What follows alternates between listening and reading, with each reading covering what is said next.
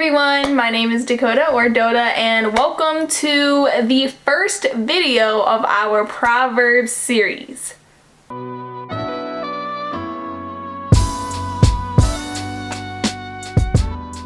So you guys, I'm going to be presenting Proverbs chapter 1. I'm going to be answering some questions, and yeah, I'm going to give it just from my perspective as a young person and pretty much what I have studied from this chapter specifically. So let's get into it. So the first question is, what is the main purpose that Proverbs chapter 1 provides?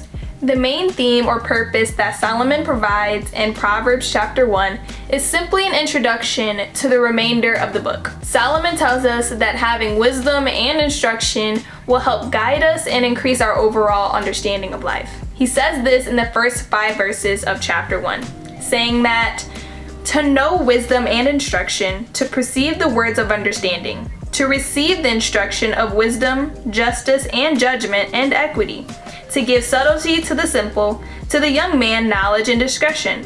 A wise man will hear and will increase learning, and a man of understanding shall attain unto wise counsels. So again, the main theme that Proverbs chapter 1 tells us is that having wisdom and instruction will help us make better decisions in life and help guide us into the fear of the Lord. And that leads me to my next question. How vital is the fear of the Lord? Well, the fear of the Lord in Proverbs chapter 1 is first mentioned in verse 7, which says, "The fear of the Lord is the beginning of knowledge, but fools despise wisdom and instruction."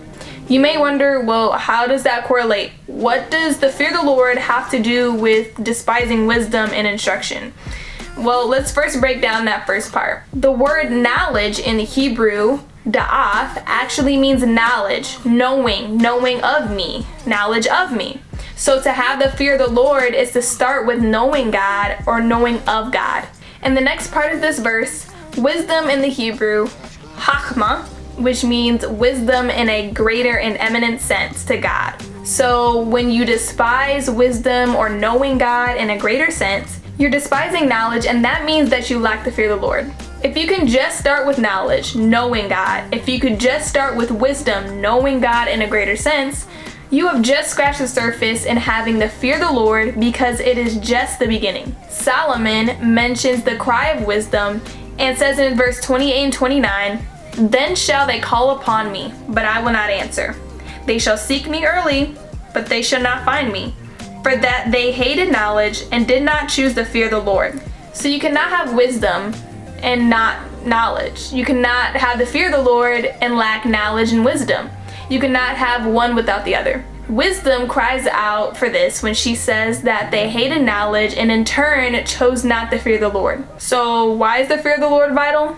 If you want to be kept from evil, as verse 33 states, and if you want a closer relationship with God, which means that you want to know Him or know more of Him, you have to gain wisdom, knowledge, and the fear of the Lord. If not, you will lack a strong relationship with God, and ultimately, you will be living in your own foolish decisions, as verse 31 implicates. And my last question that I will be answering is, how can young people become fools? Well, this is going to be an interesting one to answer, seeing as I am a young person myself, so I feel like it would be a lot easier for me to connect with you all here. This is not just for young people, okay? This is for the elderly. This is for the middle-aged. This is for the seasoned. This is for all year-round saints, okay? This is for all year-round saints and people in general, right? People are just now starting out, trying to build a relationship with God, right? You don't know what you're doing. I'm gonna help you.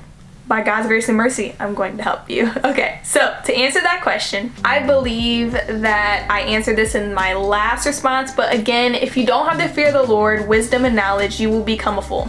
Another way, which is very important to hit on, is because it's heavily discussed in the remainder of this book, is instruction.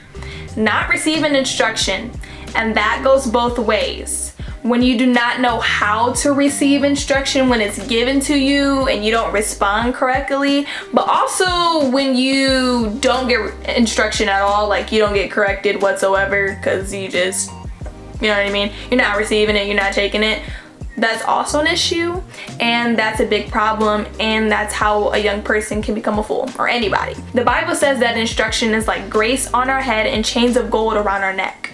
Rejecting instruction or godly counsel and advice is a foolish decision to make, because with instruction comes wisdom, and with instruction comes peace. I pray that you guys enjoyed this first Q&A, chapter 1 of Proverbs. If you have any comments or questions on this chapter, you can put them in the comment section down below. In the description, you can see the questions and simplified answers if you ever want to review them on your own time, so you're free to do that. You can also check out the New Living Translation audio reading of this chapter in the description as well. Make sure to like this video, subscribe, comment down below, do all that good stuff. You know, keep your notifications on, okay? Because the CGLEs, we out here, okay? We're doing some big stuff now. You got to keep up, okay? We're going fast paced. We're all in 2022. All right. So we thank you guys so much for your support thus far. And one more thing, CGLE 5L. Peace out, you guys.